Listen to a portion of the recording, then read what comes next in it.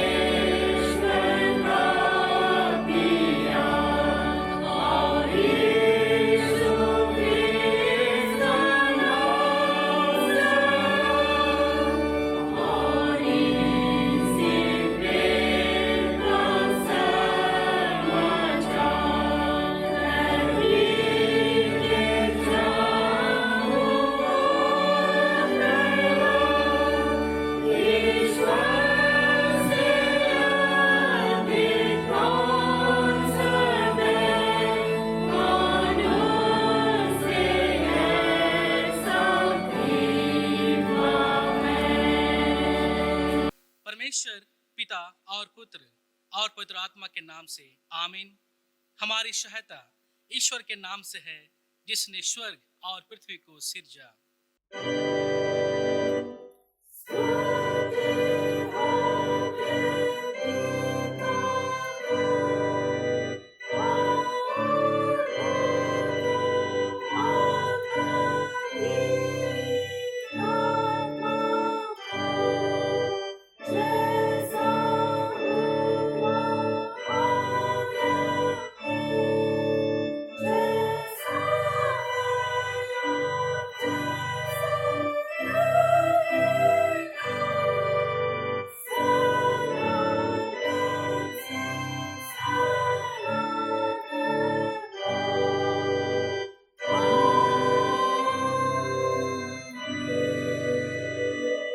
हम ईश्वर के सामने अपने पापों को दीनताई से मान लें।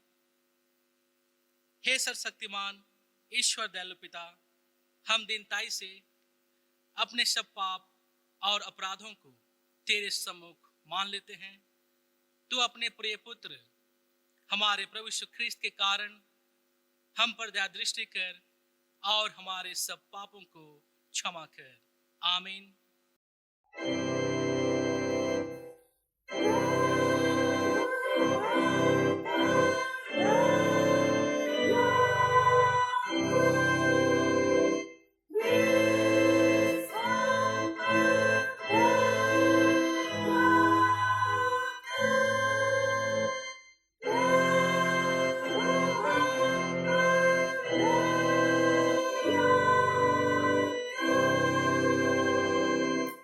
शांति का वचन सुने। यशाया 54:10, पहाड़ सरक जाएंगे और पहाड़ियां हिल जाएंगी, पर मेरी दया तेरे पास से न सरकेगी और न मेरे कुशल की वाचा हिलेगी। परमेश्वर तेरा दया करने हारा कहता है। आमीन।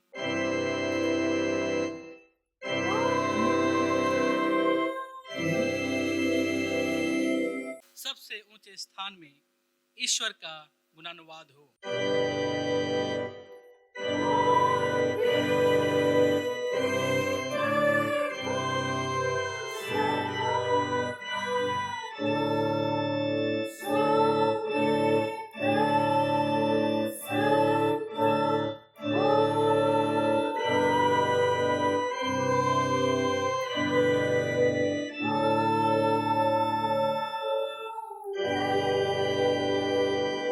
प्रभु तुम्हारे संग हो।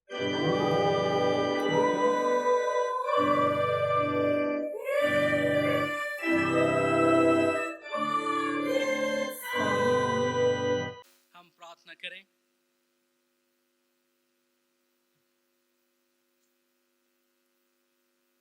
हे प्रिय प्रभु स्वर्गवासी पिता, हम तेरा धन्यवाद करते हैं कि तू अपनी कृपा से हमारा विनाश नहीं चाहता है, परंतु कि हम अपना मन तेरी ओर फिराएं और बच जाएं। हम तेरी विनती करते हैं, अपना पवित्र आत्मा हमको दे कि वह प्रतिदिन हमारे मनों में सच्चा पश्चाताप उत्पन्न करे, हमारे हृदयों में पाप क्षमा और अनंत जीवन की लालसा जन्मे, और तेरी अपार कृपा को विश्वास में ग्रहण करने और उसमें स्थिर रहने के लिए हमको सामर्थ दे। हर प्रकार की परीक्षा में हमको संभाल, कि जिससे अनुग्रह के द्वारा अंत में परम सुखी हो जाएं, हमारे प्रभु यीशु ख्रीस्त के कारण। आमीन।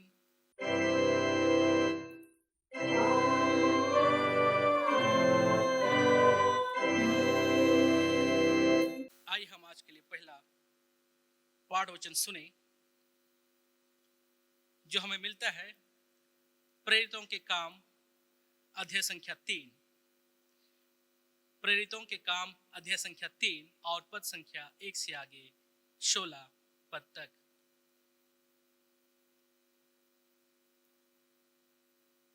इसमें परमेश्वर का वचन इस प्रकार से लिखा हुआ है।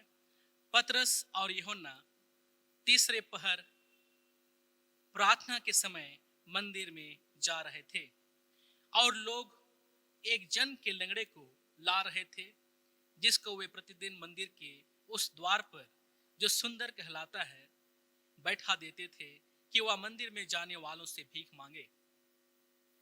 जब उसने पतरस और यूहन्ना को मंदिर में जाते देखा तो उनसे भीख मांगी। पतरस ने यूहन्ना के साथ उसकी ओर ध्यान से देखकर कहा, हमारी ओर देख। अतः वह उनसे कुछ पाने की आशा रखते हुए उनकी ओर ताकने लगा। तब पतरस ने कहा, चांदी और सोना तो मेरे पास है नहीं, परंतु जो मेरे पास है वह तुझे देता हूं। यीशु मसीह नासरी के नाम से चल फिर। और उसने उसका दाहिना हाथ पकड़ के उसे उठाया और तुरंत उसके पांव और टखनों में बल आ गया। वह उछलकर खड़ा हो गया और चलते फिरने लगा और चलता और कूदता और परमेश्वर की स्तुति करता हुआ उनके साथ मंदिर में गया। सब लोगों ने उसे चलते फिरते और परमेश्वर की स्तुति करते देखकर उसको पहचान लिया कि यह वही है जो मंदिर के सुंदर फाटक पर बैठकर भीख मांगा करता था। और उस घटना से जो उसके साथी हुई थी वे बहुत अचंभित और चकित हुए। जब वह पतरस और यूहन्ना को पकड़े हुए था तो सब लोग बहुत आश्चर्य करते हुए उस ओसारे में जो सुलेमान का कहलाता है उनके पास दौड़े आए। यह देखकर पतरस ने लोगों से कहा, हे इस्राएलियों, तुम इस मनुष्य पर क्यों आश्चर्य करते हो और हमारी ओर क्यों इस प्रकार देख रहे हो कि मानो हम ही ने अपनी सामर्थ या भक्ति से इसे चलने फिरने योग्य बना दिया। अब्राहम और इसहाक और याकूब के परमेश्वर, हमारे बाप दादों के परमेश्वर ने अपने सेवक यीशु की महिमा की, जिसे तुमने पकड़वा दिया। और जब पिलातुस ने उसे छोड़ देने का विचार किया तब तुमने उसके सामने उसका इनकार किया। तुमने उस पवित्र और धर्मी का इनकार किया और विनती की कि एक हत्यारे को तुम्हारे लिए छोड़ दिया जाए। और तुमने जीवन के कर्ता को मार डाला, जिसे परमेश्वर ने मरे हुओं में से जिलाया। और इस बात के हम गवाह हैं। और उसी के नाम ने उस विश्वास के द्वारा जो उसके नाम पर है इस मनुष्य को, जिसे तुम देखते हो और जानते भी हो, सामर्थ दी है।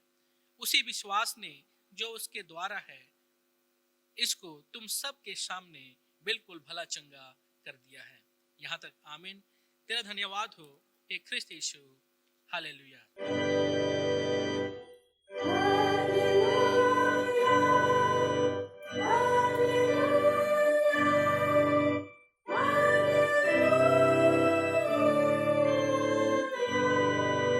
अब हम समस्त क्रिस्तानी कलीसिया के संग अपना महापवित्र विश्वास मान लेके एक साथ यूं कहें, मैं विश्वास करता हूं परमेश्वर पिता पर, जो स्वर्ग और पृथ्वी का सर्वशक्तिमान सृजनहार है, और उसके इकलौते पुत्र अपने प्रभु यीशु ख्रिस्त पर, जो पवित्र आत्मा से गर्भ में आया, कुंवारी मरियम से उत्पन्न हुआ, पोंतुस पिलातुस की आज्ञा से दुख उठाया, क्रूस पर चढ़ाया गया, मर गया और गाड़ा गया, पताल में उतरा, तीसरे दिन मृतकों में से जी उठा, स्वर्ग पर चढ़ गया और परमेश्वर सर्वशक्तिमान पिता के दाहिने हाथ बैठा है, जहां से वह जीतों और मृतकों का विचार करने को फिर आएगा।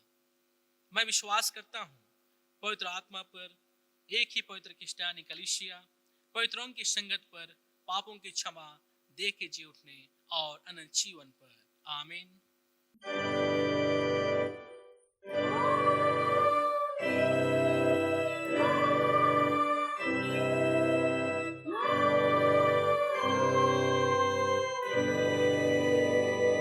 आइए हम आराधना के क्रम में दूसरा गीत गाएंगे। साक्ष्यवाणी गीत संख्या 163। साक्ष्यवाणी गीत संख्या 163, 163।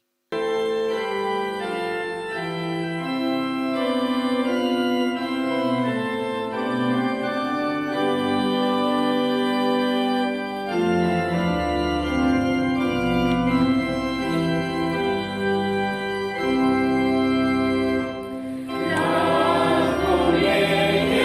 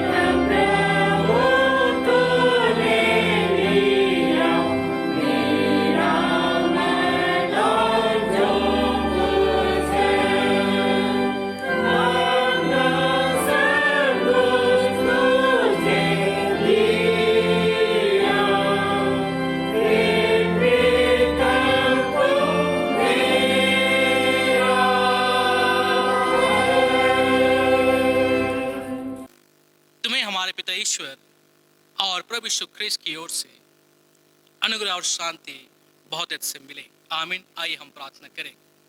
हे जीवित और सामर्थ्य पिता परमेश्वर, प्रभु धन्यवाद देते हैं आज के इस पवित्र दिन में हम आपके इतने प्रियजन, आपके पवित्र नाम की स्तुति महिमा धन्यवाद करने पाते हैं।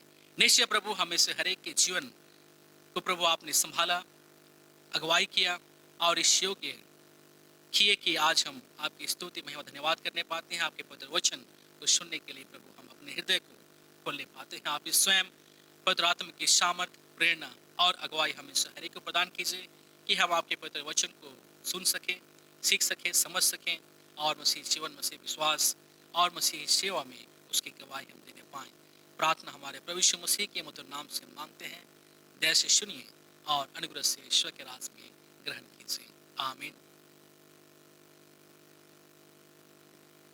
आइए हम आज के लिए परमेश्वर का पवित्र वचन सुने जो हमें मिलता है लूका का रचित सुसमाचार अध्याय संख्या 15 और पद संख्या 1 से आगे 10 पद तक।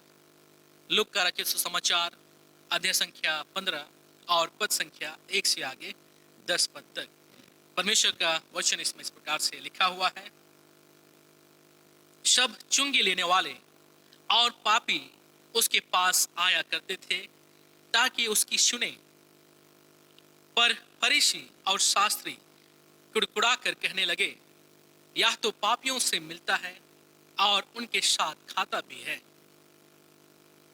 तब उसने उनसे यह दृष्टांत कहा, तुम में से कौन है जिसकी 100 भेड़ें हों और उनमें से एक खो जाए तो 99 को जंगल में छोड़कर उस खोई हुई को जब तक मिल ना जाए खोजता ना रहे, और जब मिल जाती है तब वह बड़े आनंद से उसे कंधे पर उठा लेता है और घर में आकर मित्रों और पड़ोसियों को इकट्ठा करके कहता है, मेरे साथ आनंद करो क्योंकि मेरी खोई हुई भेड़ मिल गई है।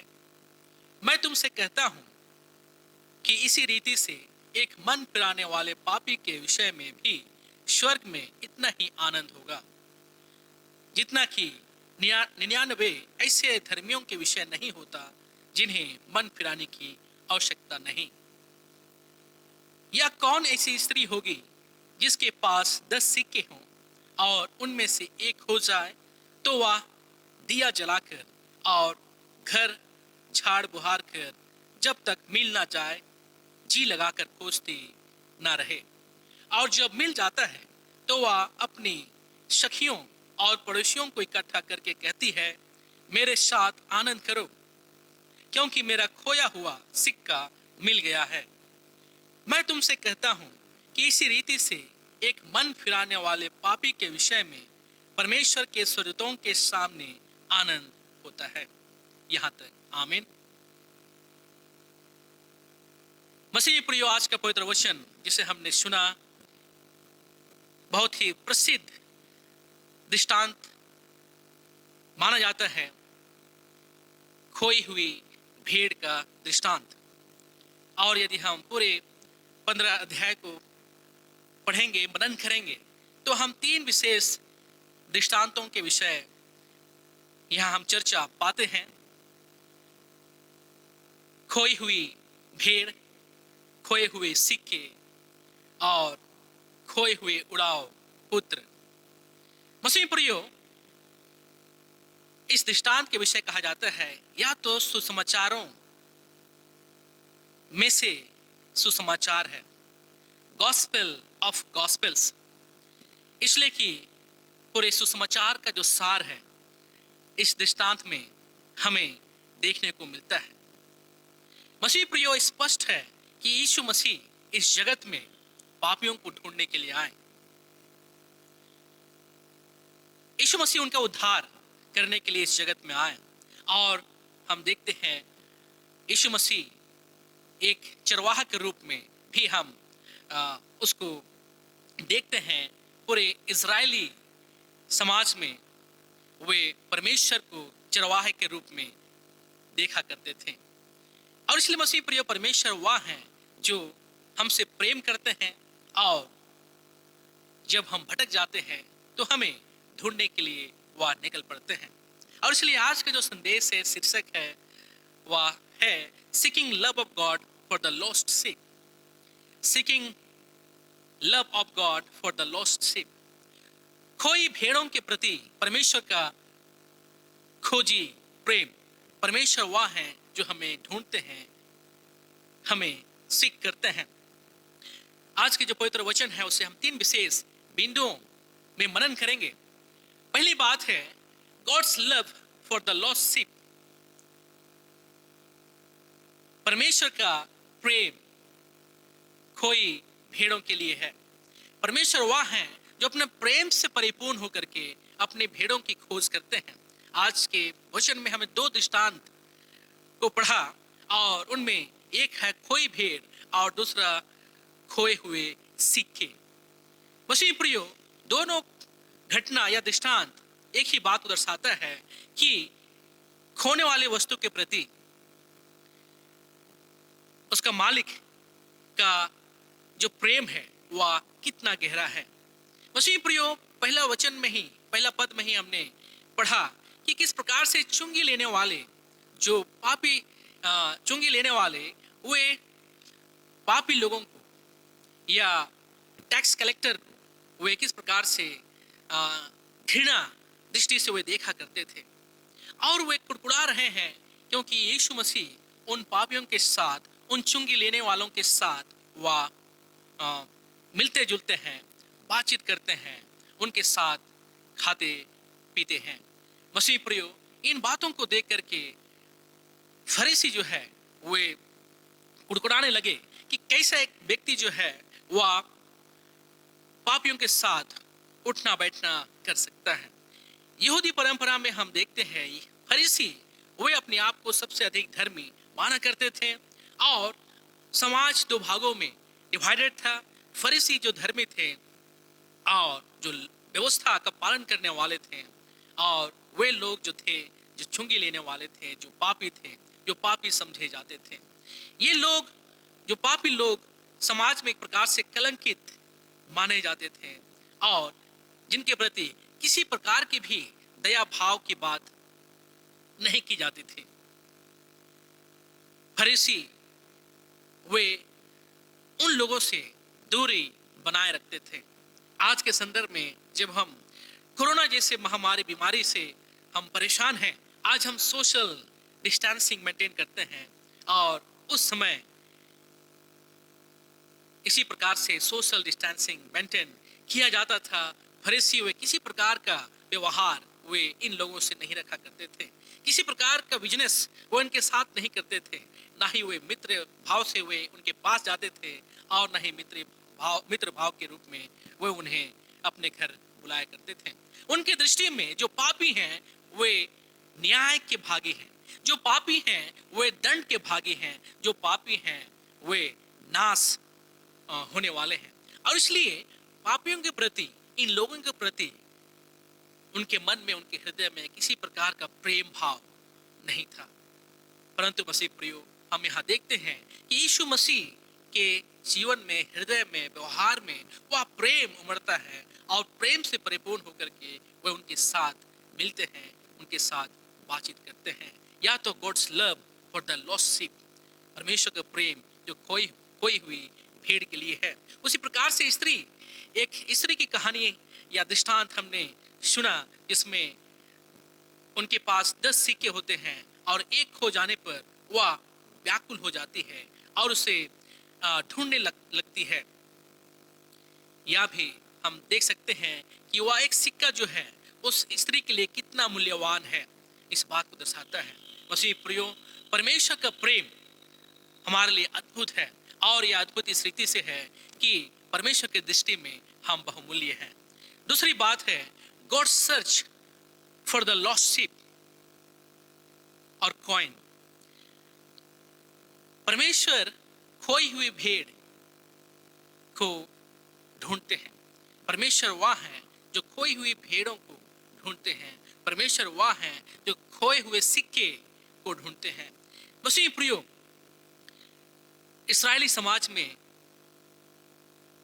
जो चरवाहा हुआ करते थे उनका बहुत बड़ा रोल हुआ करता था। चरवाहे का काम बहुत आ, मुश्किल काम हुआ करता था, बहुत खतरनाक काम हुआ करता था। कि यदि हम वहाँ की भौगोलिक परिस्थिति की बात करें तो जो चरवाहे हुआ करते थे उन्हें चरागाह के लिए पहाड़ों के बीच में, घाटियों के बीच में, खाई के बीच में उन्हें अपने भेड़ों को आ, ले जाना पड़ता था। उस संदर्भ में हम जानते हैं कि वहाँ चारागाह बहुत कम ही देखने को मिलता है और ऐसी ऐसी घाटियां हैं जिसको पार करने के तुरंत बाद बड़ी बड़ी खाई देखने को मिलते हैं और उसके इर्द गिर्द में मरुभूमि भी पाई जाती है।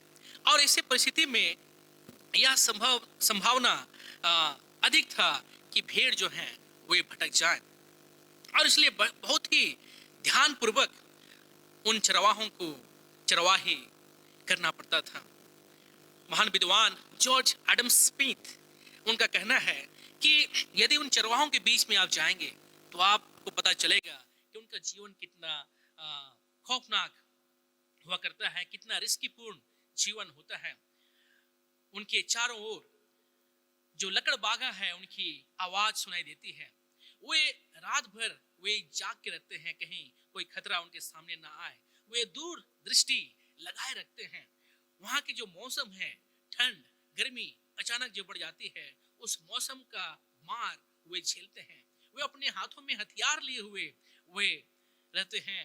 वे चरवाहे की लाठी को पकड़े हुए वे तत्पर रहते हैं।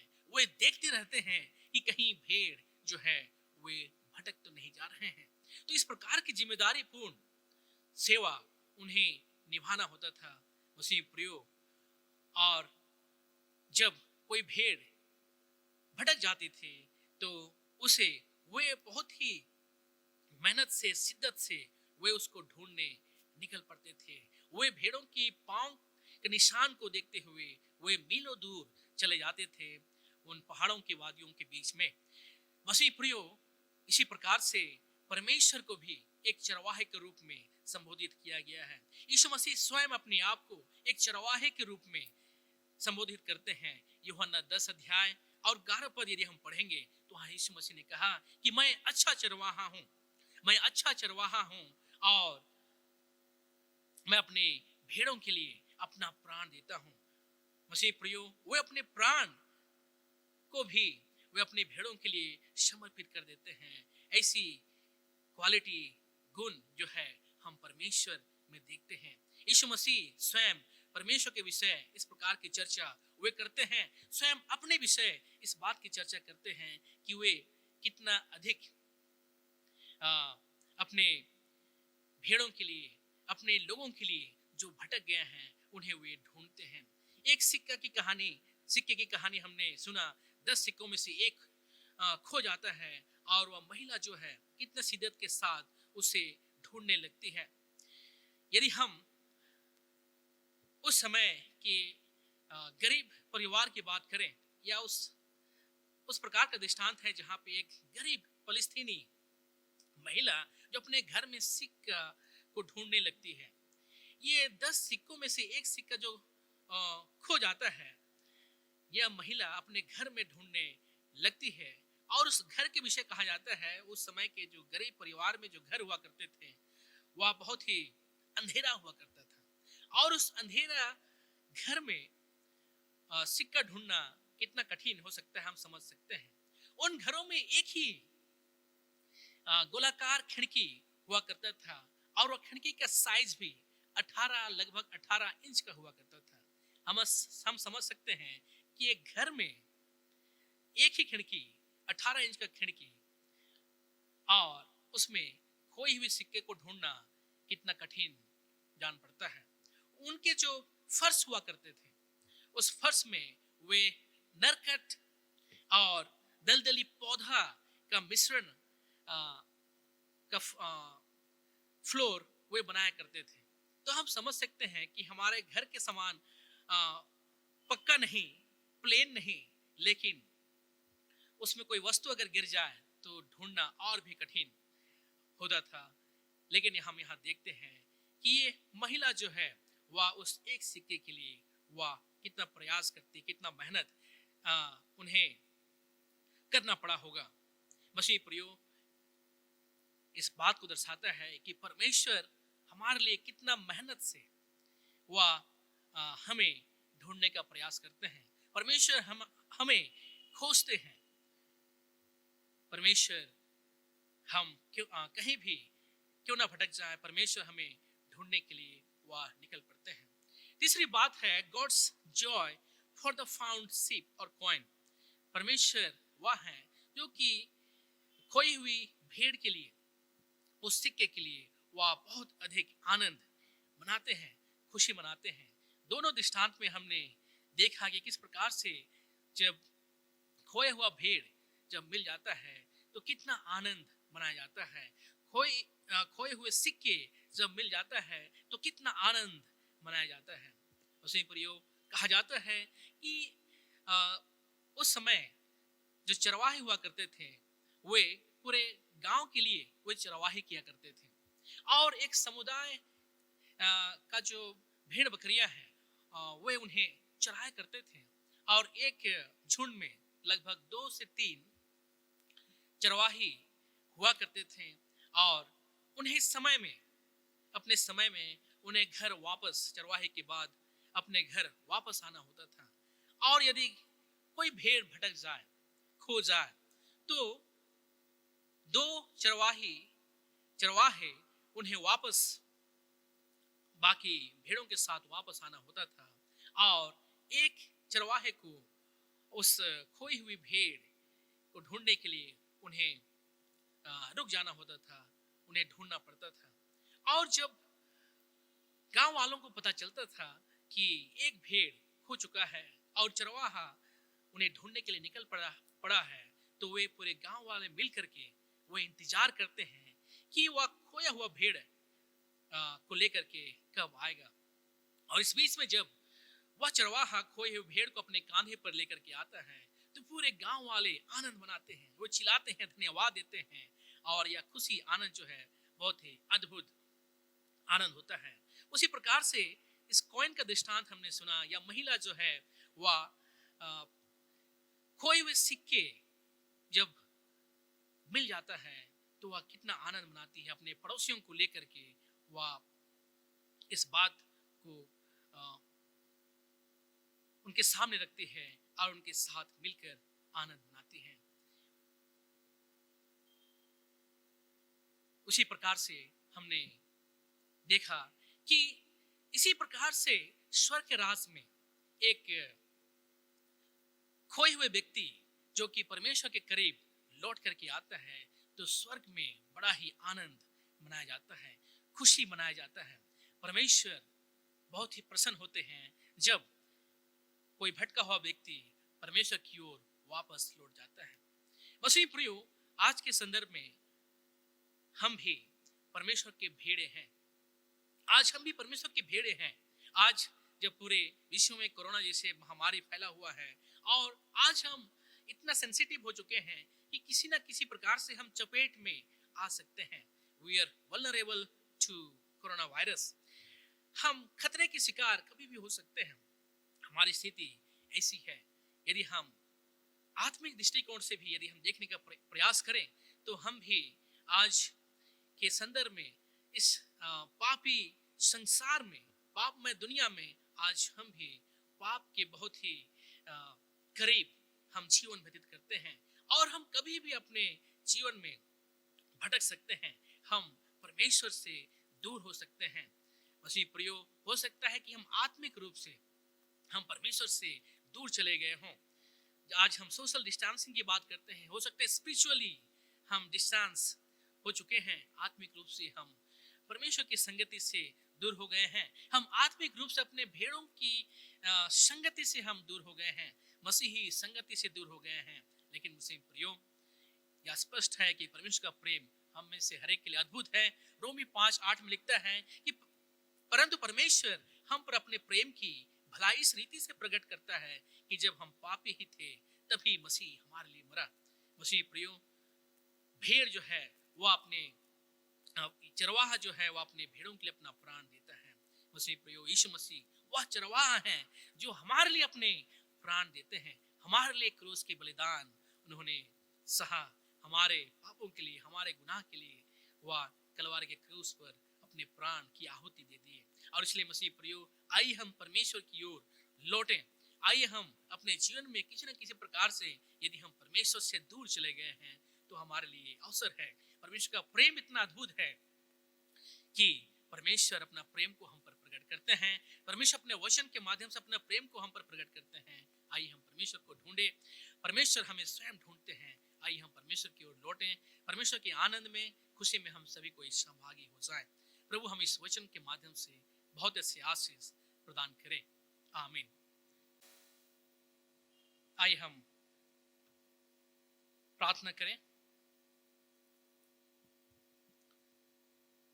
हे जीवित और सामर्थ्य पिता परमेश्वर, प्रभु धन्यवाद देते हैं आपके अगुवाई के लिए, आशीष के लिए और आपके पवित्र वचन के लिए। प्रभु प्रार्थना करते हैं आप इस स्वयं हमें से हर एक के जीवन के संग हो लीजिए। मसीह प्रियो, मसीह जीवन में प्रभु हम आप ही की अगुवाई में चलने सकें, ऐसी आशीष हमें से हर एक के जीवन में अनुग्रह प्रदान कीजिए। प्रभु हम अपने जीवन में कई बार भटक जाते हैं, आपसे दूर चले जाते हैं, मसीह जीवन से, मसीह संगति से हम दूर हो जाते हैं। प्रभु प्रार्थना करते हैं हमें शक्ति दीजिए, सामर्थ्य दीजिए कि प्रभु हम आपकी ओर लौटने सकें, आपके प्रेम की ओर हम निहारने पाएं और पश्चातापी मन और हृदय के साथ में प्रभु हम आपके करीब आने सकें।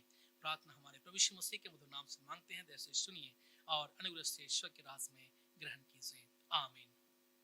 और ईश्वर की शांति जो समस्त ज्ञान से ऊर्ध्व है, मसीह यीशु में प्रत्येक के मन और हृदय की रक्षा करे अब से सदा लूं।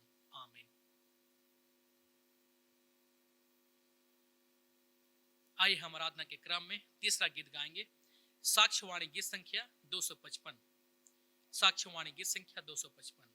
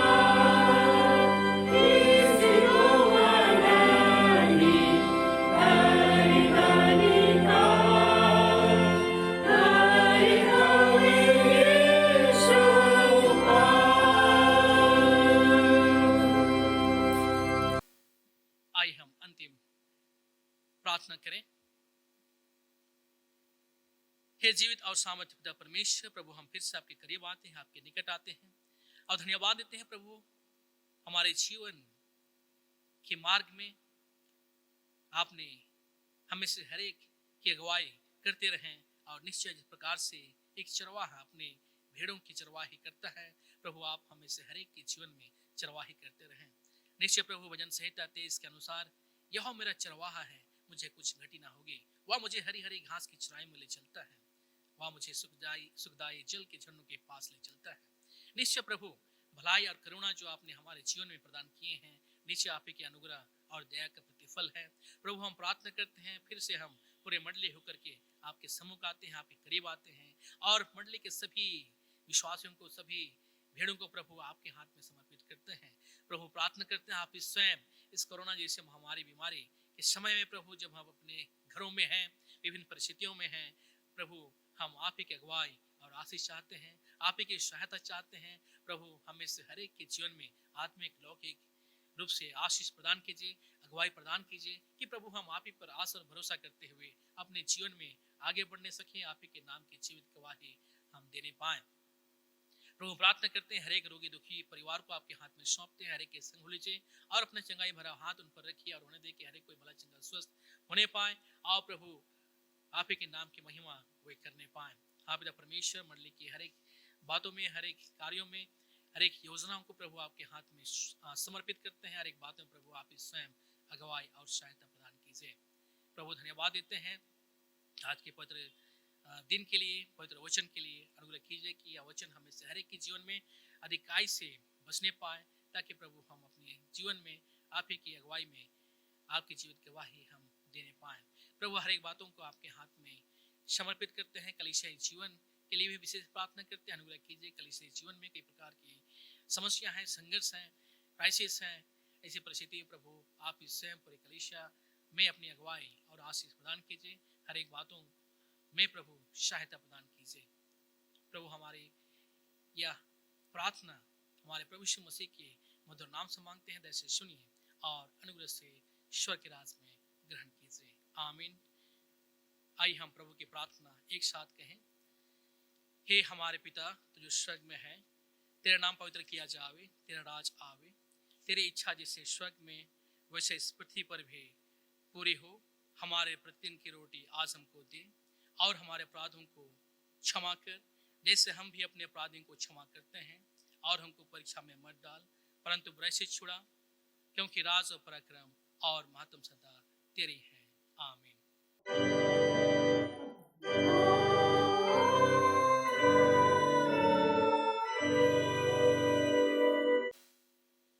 अब तेरे ईश्वर का आशीर्वाद विश्वास और दिल मन से ग्रहण करें। परमेश्वर तुझे आशीष दे और तेरी रक्षा करे। परमेश्वर अपना मुख तुझ पर प्रकाश करे और तुझ पर अनुग्रह करे। परमेश्वर अपना मुख तुझ पर प्रकाश करे और तुझे कुशल देवे। आमीन।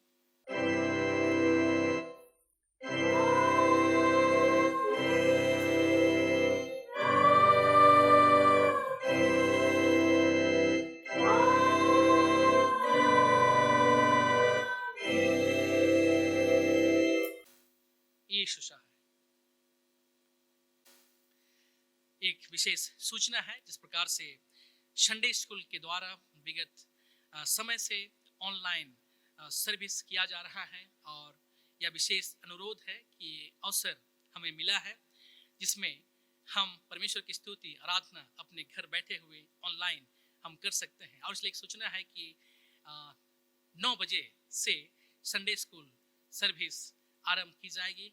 सबसे अनुरोध है, जितने भी बच्चे हैं सभी को इस वर्शिप सर्विस में भागी हों। धन्यवाद।